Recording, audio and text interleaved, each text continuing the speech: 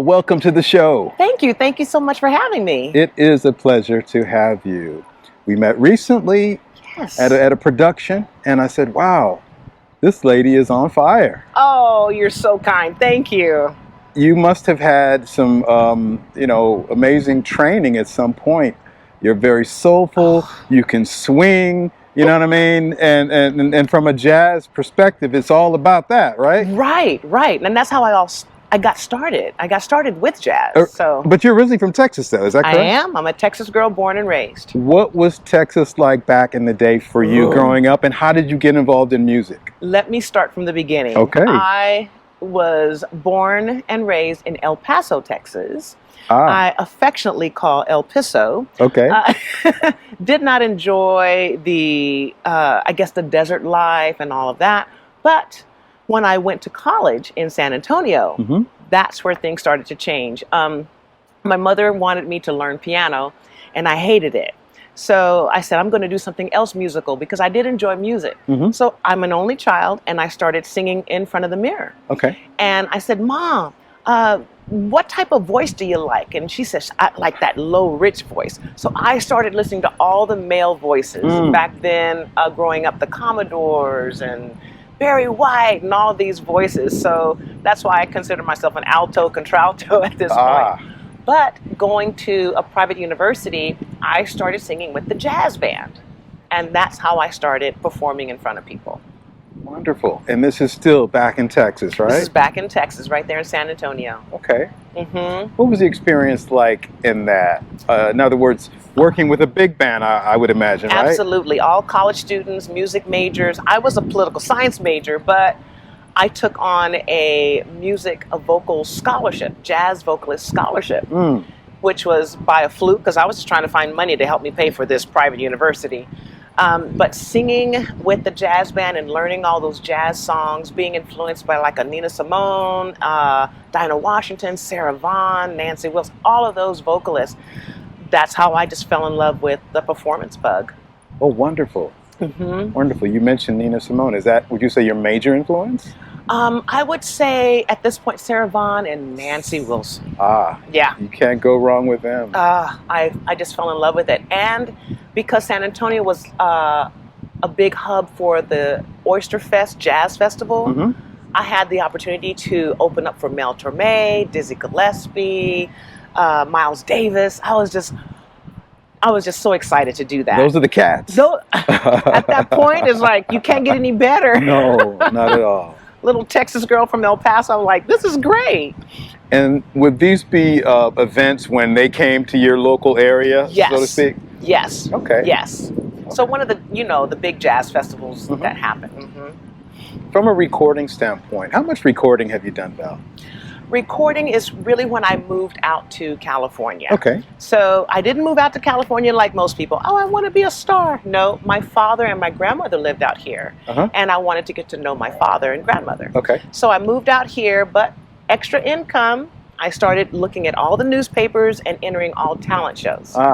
So I kind of met a lot of people that way. And the recording part was after I got my SAG-AFTRA card.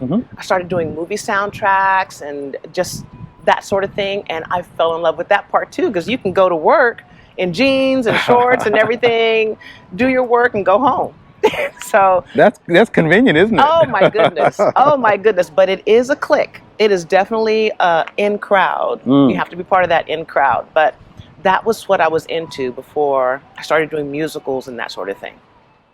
I know a little bit about those in crowds. Oh, you do? Funny thing though is they sort of go in waves or cycles. You know what I mean? It works for a while and then it sort of fades, and then it may come back in a different area. I mean, would you say? You have to maintain the communication if you want to stay in the clique. So, and if you don't, like in my case, I did not. I removed myself when I started a family. Okay. And I kind of lost contact. And at that point, you're like, who? Val who? It's funny, but it's so true. It is so Absolutely. true. It's true. I can definitely attest to that. Yes, yes. So it's just interesting. But now I'm trying to resurface now. My son is all grown, and now I'm like, I kind of miss it. want to go back to it. So you took a little bit of a break, would you say? I did. Okay. A lot of break, yeah. Okay. Because he's almost 30. Okay. Okay. But I'm ready. I'm ready. Yeah. Okay. Now, in the last few years, you were a finalist at a competition, a show. Tell us a little bit about that. Tell us a little bit about that. That was a fluke. I am the type of person who's like, let's do something out of the box. Let's enter a game show. I want to remodel my kitchen. I need fast money. So I'd always do things out of the ordinary. I've been on Price is Right. I've been on Hollywood Squares just to do something fun to get some money. So that contest you're speaking about was when I turned 50, AARP had a singing contest. I said, oh, I can do that. Record, hit submit. You're one of the finalists. What? All right. It was so much fun. They flew us out to DC, and then from there, they chose 5 finalists. From there, I was flown to Florida to perform, and it was such a great experience. I mean, the judges were Shaka Khan, some heavy hitters. Yeah, just heavy hitters. Nonetheless. And the MC was Arsenio Hall. Yeah. Oh, yeah, I know Arsenio. Okay. Yeah, it was. I was like, am I really doing this? But it was fun. It was fun. That is super cool. What did you take away from that? What did you learn from that experience? I learned that you can do anything you put your mind to. Don't be dictated by fear. Okay. Just if you want to do something, it's positive, let's do it. Okay. Just go for it. Awesome. From an artistic standpoint, many people have seen you or seen a few things online, and so we know you have that jazz background. But artistically speaking, do you write or compose anything original at all? I have written some pieces, and that is my next project, to actually record my original tunes that I've written. So I've never really put it out there. I've done one Christian song that I perform at various churches. It's a communion song, but it's something that I wrote. So that's wonderful. Yeah, I feel really passionate about it, but that's my next project, is to record original tunes. That's excellent. How many would you say that you have completed lyrically, so to speak? I have about 6 that are ready to go, and I just need to get in the studio and make it happen. Okay.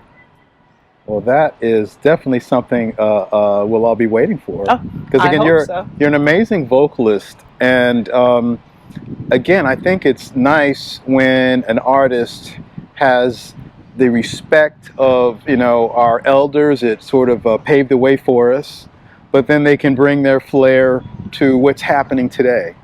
So when I had a chance to work with you in the recent production we did, the Cotton Club Revisited, so I sort of sensed that. It's like, wow, it's very fresh and very vibrant and whatnot, but still, a throwback or a nod to the people that sort of came before. Right. So what would you say your style is like if you were describing it? I am more of the old school, hopefully classy. Absolutely. Absolutely.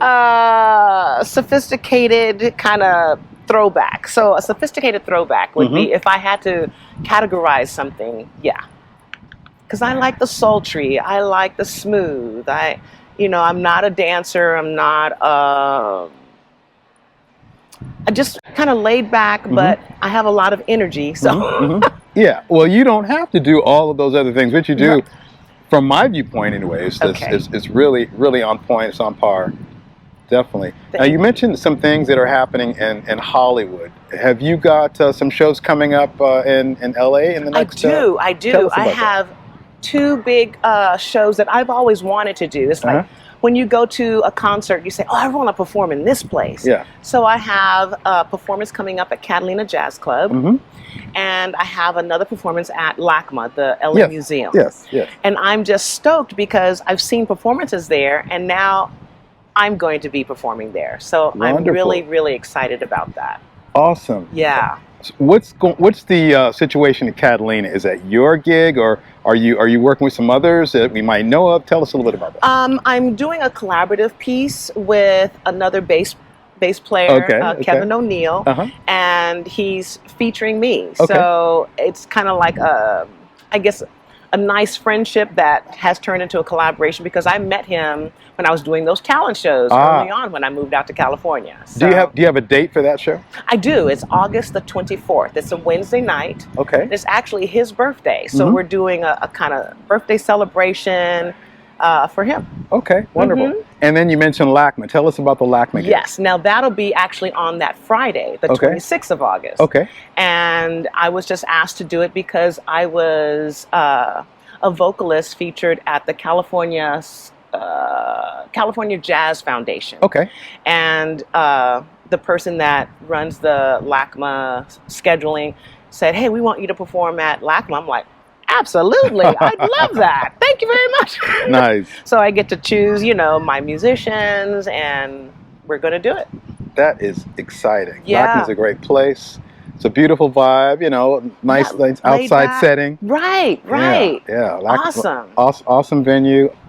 Awesome venues, yeah, great places. And that's wonderful. Well, everyone out there, please definitely tune in to Val when she's doing those dates, and a lot of great things to come. Val, what would you say to an aspiring vocalist or musician that wanted to be playing at LACMA or Catalina or doing some of the things or kind of moving the way you move? What would you say to them? Some words of wisdom. Oh my goodness. Just keep at it. Just stick with it. Keep dreaming. Do not give up. And like I said earlier, do not be dictated by fear. Move forward. Do what your passion is, and it'll all happen. Just stay positive and work on your craft. Awesome. Val, thank you so much. Oh, we appreciate you, and blessings to you in your career. Thank you so much. Thank you. You're very welcome.